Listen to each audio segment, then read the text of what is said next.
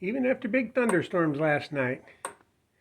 Trusty old Parmac still thumping out 14,000 volts, keeping them pigs in. What I just wanted to show you a couple things I did real quick.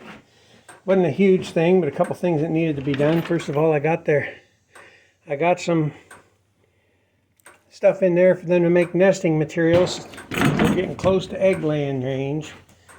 And I also, inside the pen here, let me open it up.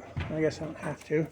You can see I put a little landing there for them. Yeah, I'll open it up. So that they could easily jump up on this and jump up into the nesting boxes. Because they're 4 feet off the ground, they might not want to jump that high. I gave them a little something to land on, about 6 inches under it. And I put a board across there to keep the nesting materials in, keep the eggs in too. And I lowered this. Maybe that's why they're not, they never, ever perched on that. Not once. And you can see it used to be up on top of this 2x4 right here. That's how far down I lowered it.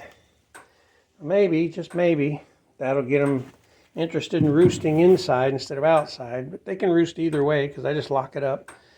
But I made sure this is lower than that, of course. So I just wanted to give you a heads up on just a little job that I did here. Getting ready for eggs to come.